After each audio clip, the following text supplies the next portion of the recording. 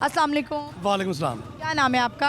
अजान भट्ट। अजान भट्ट। कैसे हैं आप? अल्हम्दुलिल्लाह। लग भी रहा है कि आप भट्ट हैं। ये बताएं, वो कैसे?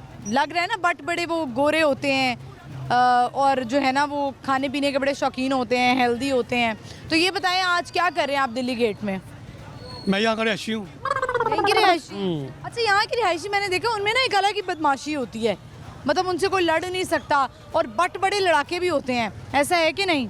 नहीं, भट्ट खाली लड़ाके नहीं होते, भट्ट दिल फेंक भी होते हैं। कोई अच्छी चीज़ देखिए, प्यारी सी कोई चीज़ देखिए, दिल फेंक भी देते हैं। आपका इशारा किस तरफ है?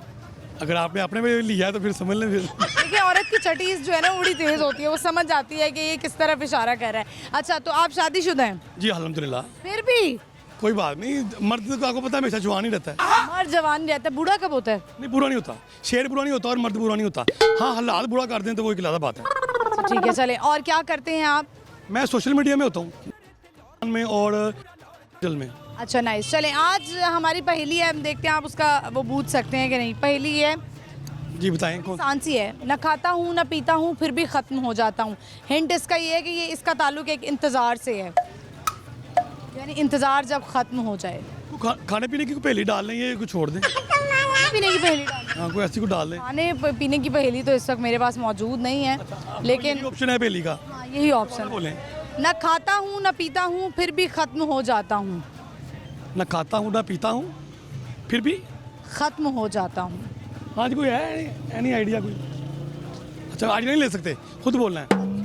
अगर वो हमने ये पहली पूछ ली तो कोई नाम भी है या हाल ही बस यही नाम नहीं है, देखिए हम इंटरव्यू है, दुआएं देंगे आपको और क्या करेंगे। नहीं देंगे तो मैं आपको 200 दुआ दे देता हूँ। देखिए ये तो बड़ी अच्छी बात है, दुआ से बेहतरीन कोई तोहफा हो सकता है, आपको बताएं। ये तो है।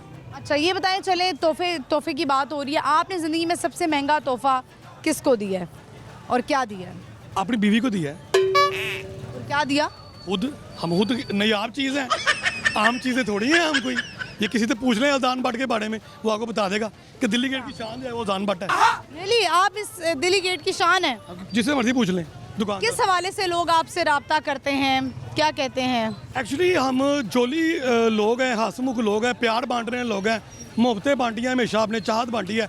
निकनेम मेरा स्वीटी भट्ट है। अब आप मेरे नाम से अंदाजा लगा लें कि हम क्या बात है, इतने स्वीट है, आपका नाम ही स्वीटी भट्ट। बेगम प्यार से क्या बुलाती है? स्वीटी। इसलिए आपने स्वीटी भट्ट रख ली है। ये नहीं, अवाम ने मेरा नाम रखा है स्वीटी भट्ट।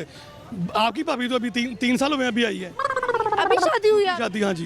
दूसरी शादी? तो पहली बीवी भी साथ है? हाँ जी, वो भी साथ है। अरे आप तो माशाल्लाह बड़े रंगीन मिजाज हैं। तीसरी कब करनी है और चौथी कब करनी है? अब तीसरी अब आप ही बता दें, आपसे पूछ लेते हैं। बड़े डायरेक्ट आ रहे हैं मेरे ऊपर। अच्छा चलें, अगर आप देखें लड़की को थोड़ा सा इम्प्रेस करना होता है ना, तो अगर मैं कहूँ क्या कुछ दिखाऊं, उल्ट बात लगा के दिखाऊं? गाना गाएं कोई? ओ गाने, हमारी आवाज़ गाने वाली नहीं है। अगर एक लड़की कहे कि मैं तो सिर्फ गाने से इम्प्रेस हो सकती हूँ, फिर आप क्या करेंगे? नहीं, गाना नहीं गा सकते उसको, क्योंकि कोई और बता दो, क्योंकि हमारी आवाज़ जो है ना वो आपको पता है अंदरून शहर की है, भारी आवाज़ है। हम गाने गाएंगे, लोग ये ना पीपे पाइप निकाल लें मुझे मारने के लिए। ऐसा क्या आप कर सकते हैं कि जिससे एक लड़की इम्प्रेस हो जाए? एक लड़की हैं आप।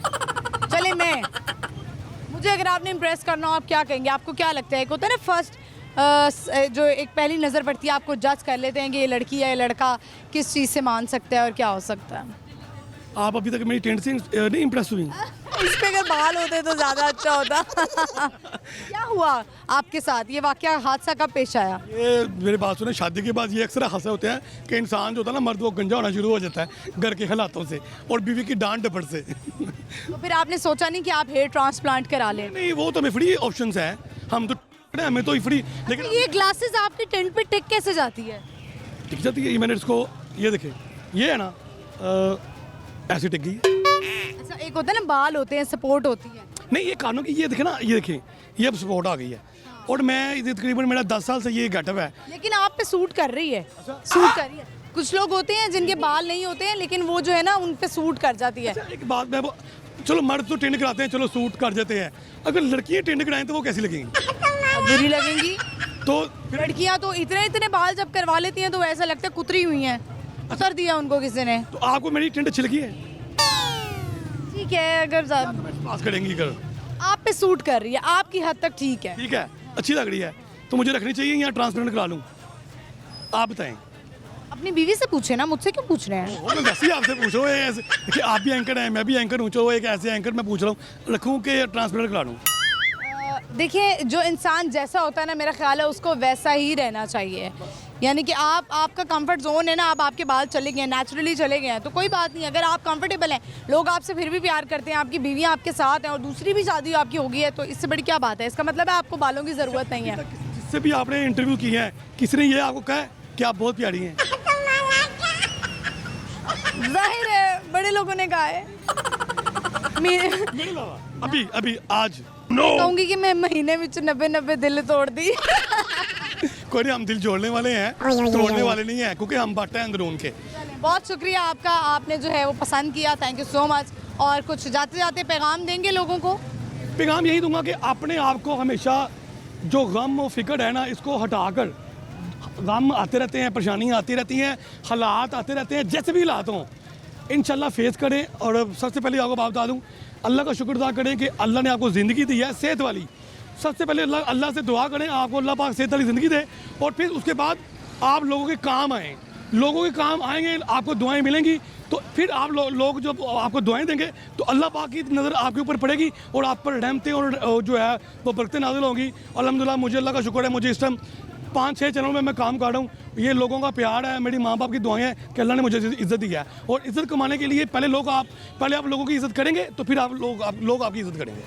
बहुत शुक्रिया आपका, thank you so much. Thank you so much.